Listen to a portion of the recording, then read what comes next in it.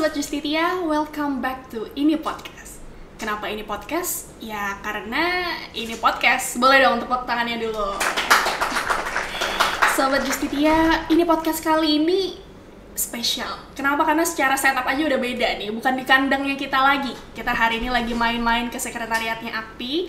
Karena kebetulan belum lama ini AKPI atau Asosiasi Kurator dan Pengurus Indonesia baru saja menyelenggarakan rapat anggota tahunan.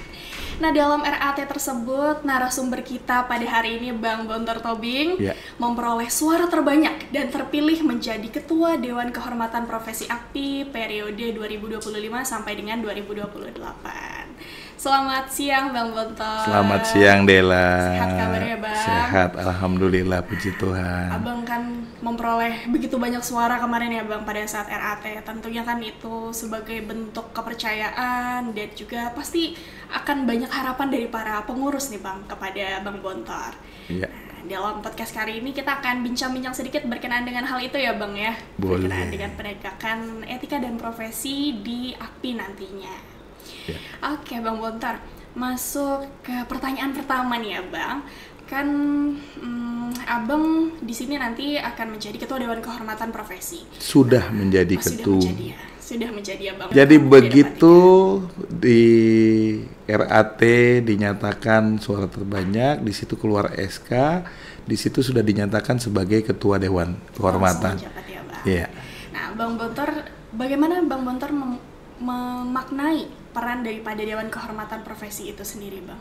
Nah, kalau kita mesti ini Dewan Kehormatan itu adalah fungsinya untuk menegakkan etika di dalam menjalankan profesi sebagai pengurus dan kurator. Ini ada dua.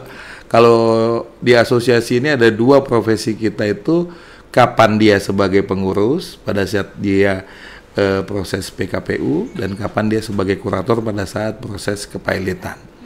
Nah, di dalam dua posisi ini banyak sekali memang yang perlu dijaga oleh pengurus dan kurator dalam menjalankan fungsinya. Ini ada proses-proses mulai dari permohonan sampai ditunjuk, pengumuman koran dan lain-lain. Dan itu semua harus dijalankan sesuai dengan kode etik yang sudah ditentukan oleh organisasi. Jadi sangat penting sekali di sini karena kalau sudah menjalankan dengan etik, sesuai dengan ketentuan, itu kita akan menjadi pengurus dan kurator yang amanah. Amanah ya terhindarkan dari yang namanya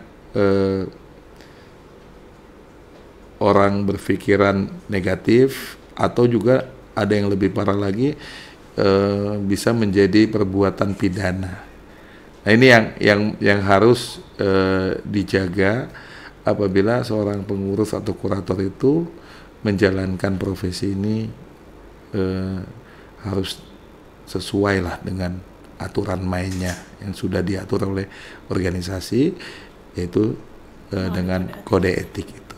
Ya, jadi sebetulnya kalau mengikuti apa yang ada di kode etik itu pasti on track ya Bang, nggak neko-neko, nggak ada yang aneh-aneh gitu. Nah, ini yang ada sekarang dinamikanya ya. Kenapa saya juga terpanggil? Sudah mengikuti secara etik saja masih ada yang tanda kutip itu kriminalisasi. Nah, makanya dengan adanya Dewan Kehormatan ini, kita harapkan ini kan fungsinya sebetulnya pengawasan ya, dengan pengawasan, tapi juga ada fungsi pembinaannya. Bagaimana menghindari yang namanya dilaporkan oleh baik pihak luar, dalam hal ini ada debitur, kreditur, maupun pihak internal, sesama kurator atau sesama pengurus. Nah, kalau memang sudah berjalan sesuai dengan itu, ya kita berharap nggak ada yang namanya aneh-aneh kriminalisasi atau sesuatu yang direkayasa untuk menjolimi pengurus dan kurator ini. Sebelum kita masuk ke peran pengawasan dan pembinaan itu sendiri, Bang. Kalau dari Bang Bontor sendiri menargetkannya prioritas utamanya apa nih, Bang? Dalam menjabat sebagai Ketua Dewan Kehormatan Profesi AKPI. Prioritas utamanya ya para kurator itu harus diberikan pembinaan ya. Pembinaan bahwa pengurus atau kurator itu ada aturan main yang memang harus diikuti. Nah, aturan main itu ya bacalah kode etik itu. Kalau dia sudah baca, jalankanlah apa yang dibacanya itu. Nah, dengan itu maka di dalam pekerjaannya pun akan berjalan dengan baik.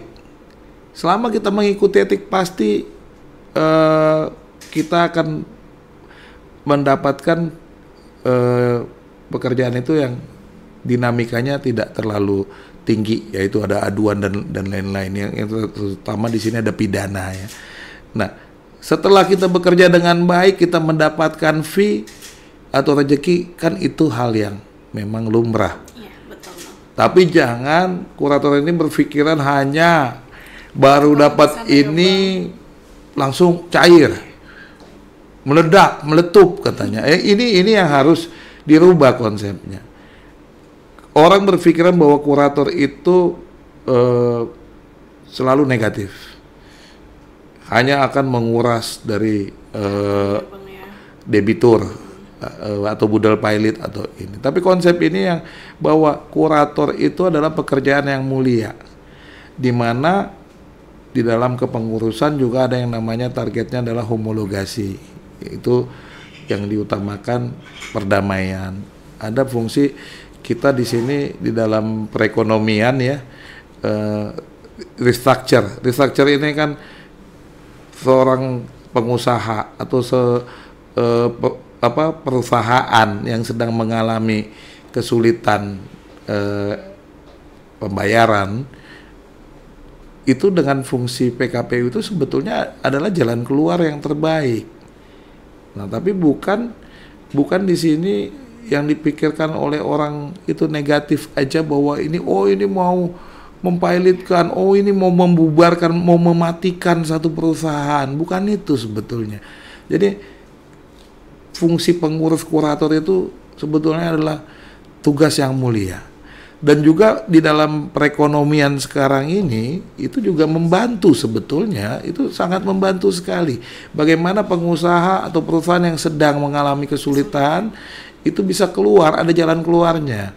Itulah proses yang namanya homologasi, perdamaian. Dia bisa merestro atau merestructure hutangnya sehingga dia bisa berjalan lagi, sehingga dia bisa bertumbuh lagi, berkembang lagi perusahaan itu. Karena bukan berarti pilot itu satu hal yang baik loh. Itu banyak nanti tenaga kerja, buruh, dan iklim usaha juga nanti lama-lama jadi tidak ini juga di dunia usaha. Seperti itu sih yang saya lihat. Dan sebetulnya pun kan tidak serta-merta kurator yang menentukan wah ini langsung pilot gitu ya Bang. Kan prosesnya panjang ya Bang. Itu prosesnya panjang sekali, masih dikasih kesempatan 270 hari dan di proses kepilotan pun masih ada yang namanya perdamaian di dalam kepilotan, ada yang namanya pengangkatan. Nah itu sebetulnya masih perjalanan yang panjang. Hanya orang melihat itu secara ininya negatifnya, ini kurator. Langsung dipandang sebelah mata ya. Langsung dipandang niat atau itikadnya tidak baik. Bukan itu sebetulnya yang kami jalankan di dalam profesi ini. Niatnya pun membantu juga ya Bang para pelaku usahanya. Itu kewajiban kami adalah membantu pelaku usaha itu biar ada jalan keluarnya. Makanya di dalam PKPU itu marwahnya adalah homologasi, perdamaian. Bagaimana tercapai perdamaian, ada jalan keluarnya, pengusaha itu bisa bangkit lagi. Itu yang kita ini.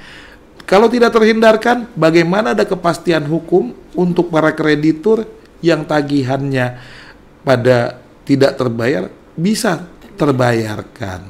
Nah itulah namanya fungsi kurator untuk mengeksekusi budal pilot itu. Ibaratnya jadi ini sebenarnya Bang penjaga keseimbangan Bang. Menjaga keseimbangan. Nah itu yang yang perlu diluruskan ya dari profesi kami ini pengurus dan kurator, sudut pandang di luar, baik masyarakat umum ya maupun banyak juga cara pandang dari aparat dan lain-lain itu yang harus diluruskan seperti itu. Tentunya kan Bang Bontor pasti kiprahnya sudah sangat panjang nih Bang, baik di secara advokat ataupun kurator itu sendiri sampai bisa terpilih menjadi ketua daripada Dewan Kehormatan Profesi AKPI. Nah mungkin boleh diceritakan juga Bang, bagaimana dari perjalanan karirnya Bang Bontor itu bisa membentuk cara pandang Bang Bontor dalam menegakkan etika dan profesi di AKPI nantinya. Jadi backgroundnya itu saya advokat. Saya 2009 itu ikut pendidikan kurator di AKPI, itu angkatan 14. Itu saya lulus 2009. Tapi saya tetap menjalankan profesi advokat saya, tidak ngotot untuk perkara pilot dan lain-lain. Pada saat 2014 atau 5 tahun kemudian, saya baru mendapatkan pekerjaan yang namanya PKPU. Itu sebagai pengurus PKPU, ada satu PT. Nah, di situ saya menjalankan profesi ini 5 tahun kemudian. Nah, itu yang tadi ditanya sama Dela mengenai sudut pandang, bahwa kita tuh dalam menjalankan profesi ya bukannya harus ngotot dan itu ada suatu kepastian. Kalau kita udah bekerja jadi pengurus itu pasti mendapatkan rezeki yang besar. Nah ini yang mesti dirubah konsep ini. Prinsipnya adalah kalau kita bekerja, kita jalankan sesuai dengan aturan main yang ada namanya kode etik. Dengan adanya ketentuan juga mengenai aturan fee, itu rezeki kita nggak akan kemana. Jadi tidak perlu juga kalau ini bahwa perjalanan karir begitu lulus langsung dapat. Saya 5 tahun kemudian baru berjalan lagi, saya menjadi pemohon PKPU atau pemohon kepailitan. Jadi ilmu yang didapatkan dari organisasi ini bukan harus selalu menjalankan profesi sebagai pengurus dan kurator, bukan. Dengan ilmu yang ada kita di posisi lain sebagai kuasa debitur, kuasa kreditur dan lain-lain.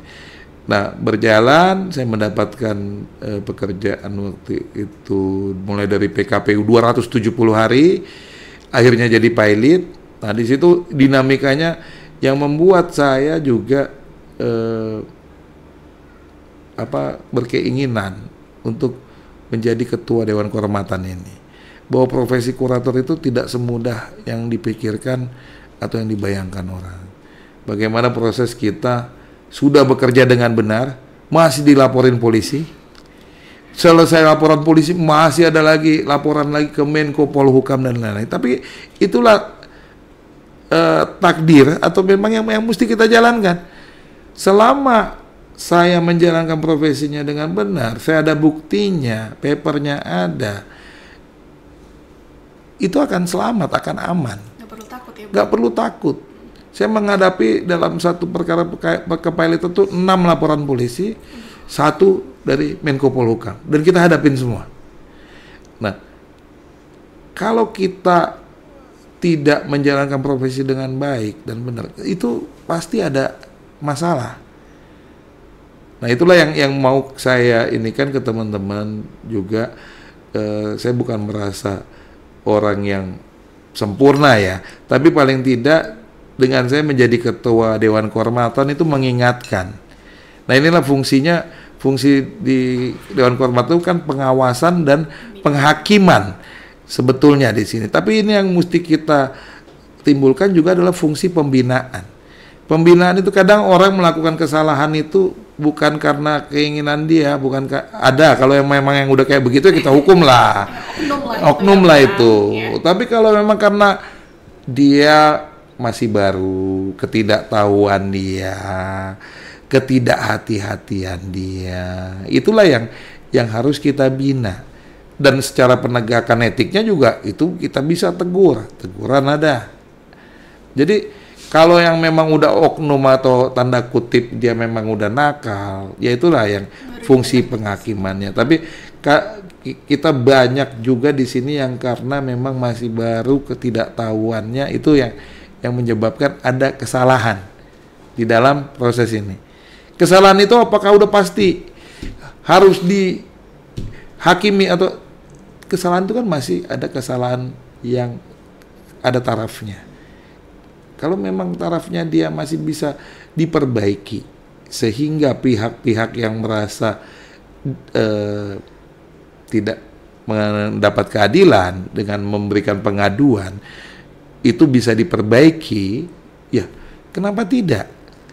Itu yang harus dijalankan di dalam ini. Jadi kita juga bukan mendengar sebelah aja ya, dalam artian sebelah ini dinamika di dalam penegakan etik ini.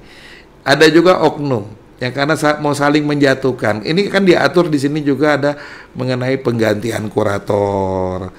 Nah, kalau penggantian kurator gak ada dasarnya, padahal kuratornya baik-baik aja, dicari-cari kesalahannya. Nah, itu kan udah tidak betul. Nah, ada juga yang dari pengadu yang memang pihak luar. Nah, kalau internal itu kan yang saling ini antar kuratornya, pihak luar. Itu juga apakah semua yang mereka utarakan di dalam pengaduannya itu betul. Nah, itu harus diklarifikasi. Diklarifikasi, ya kita lihat juga anggotanya ini sudah menjalankan nggak ini sesuai dengan aturan, sesuai dengan etik. Nah, itu baru nanti kita kalau memang sudah ditemukan indikasi kesalahan, kita sidangkan. Kesalahannya ada kesalahan ringan, kesalahan yang memang berat, ya kita akan menjalankan fungsi Dewan Kehormatan ini sesuai dengan aturan. Ya nggak main-main ya, kalau pecat. Tapi kalau ini aduannya hanya direkayasa, ya kita akan hentikan. Itu yang kita mesti lihat kacamatanya. Kacamatanya bahwa bukan Dewan Kehormatan ini fungsinya hanya punishment, bukan hanya menghakimi, tapi ada juga mengingatkan, membina anggota AKPI ini.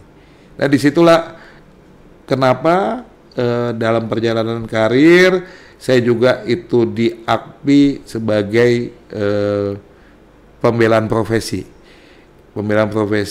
pengurus dan kurator. Nah, kalau ada kurator yang pidana dipanggil di kepolisian, kita yang dampingin.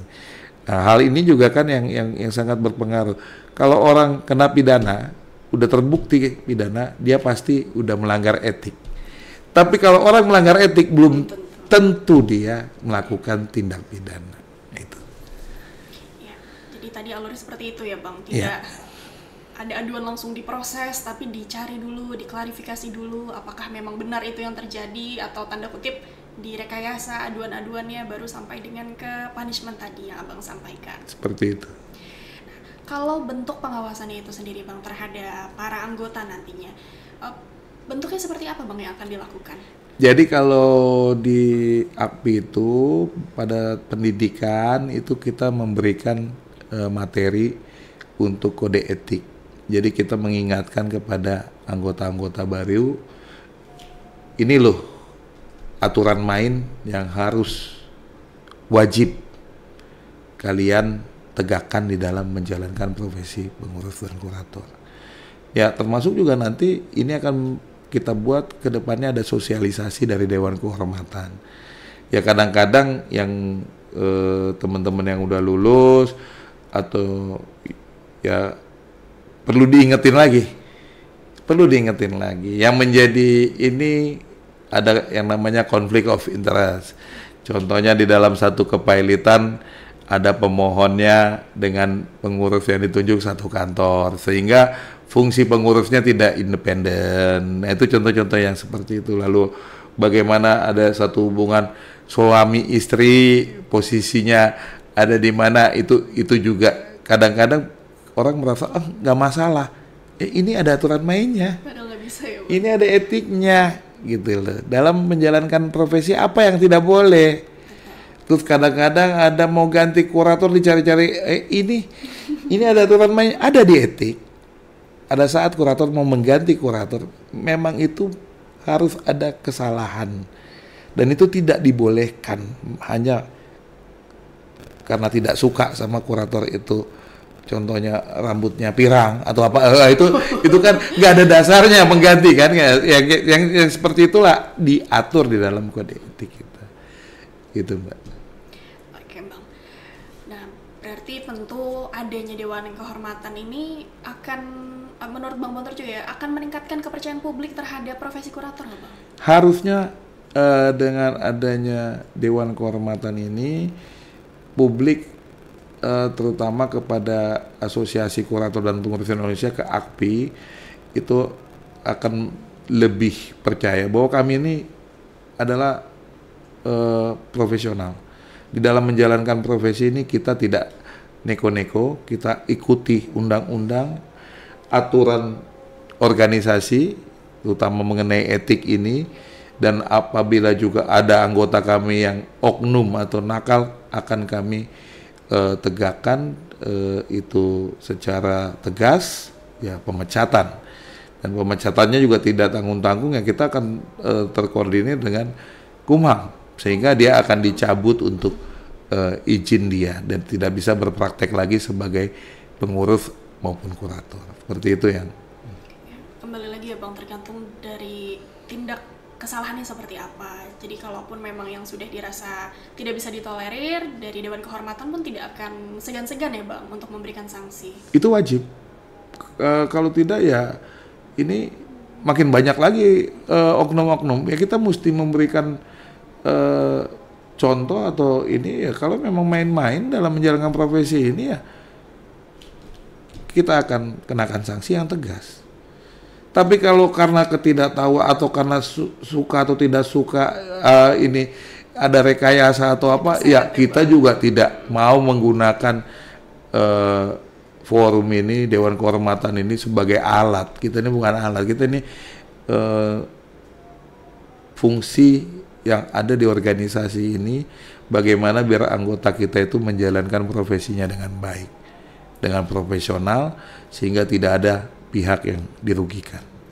Kalau menurut Bang Bontor ya, kira-kira nih Bang, dalam masa Abang menjabat, tantangan dalam penegakan etik nanti seperti apa Bang? Ini dinamikanya semakin tinggi. Dinamikanya semakin tinggi, dan ini yang perlu juga teman-teman kurator ketahui. Dengan adanya informasi, sekarang apa-apa tinggal tanya Kak Meta.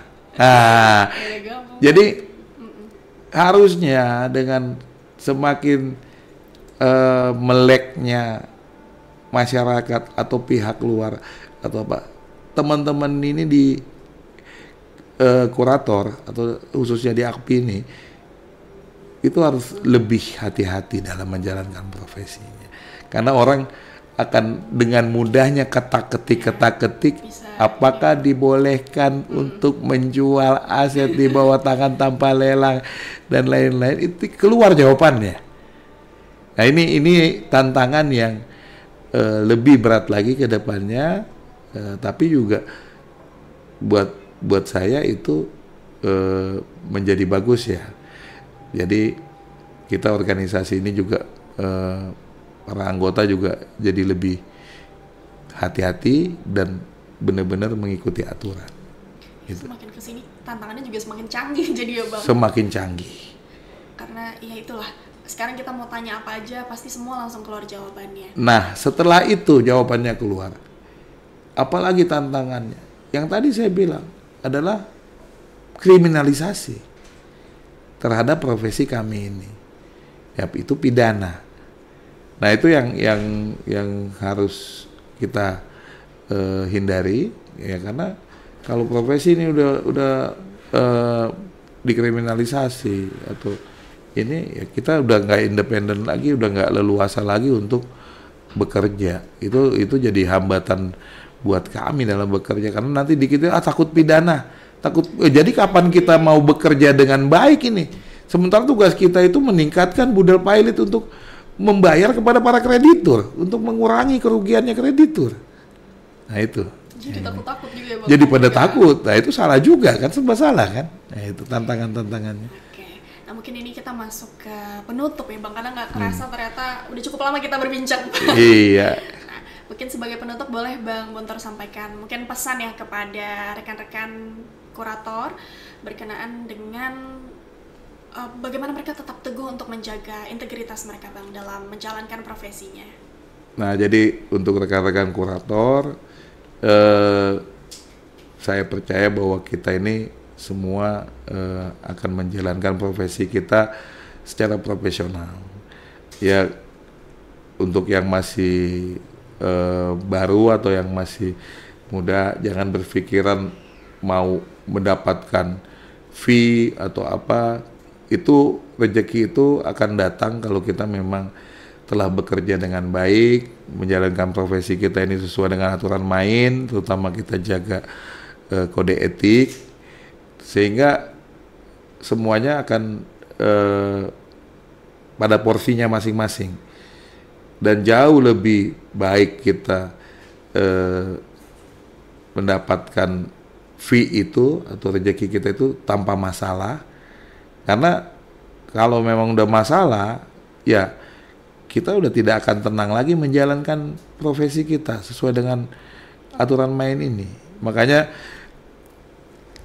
kita percaya ke depannya ini akan menjadi lebih baik lagi, dan saya di Dewan Kehormatan juga mengharapkan agar teman-teman ini juga tidak kena etik.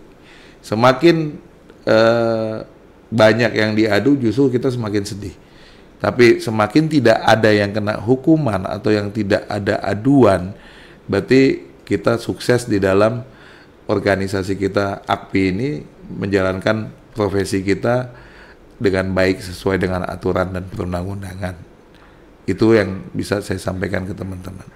Baik, terima kasih banyak Bang Bontor atas waktunya bersedia untuk bincang-bincang bersama dengan Media Justitia, dan semoga sebagaimana tadi harapan Bang Bontor dalam masa kepengurusan Bang Bontor dan juga tentunya seterusnya ya Bang, para kurator ini tidak ada yang kena etik, tidak ada juga yang tanda kutip oknum-oknum nakal ya Bang, tapi tetap memperkuat integritas dan menjaga marwah daripada profesi kurator itu sendiri. Seperti itu, betul sekali. Baik, Sobat Justitia jangan lupa untuk saksikan ini podcast episode lainnya di kanal YouTube Justitia Official, Justitia Training Center, Crystal of Law Education.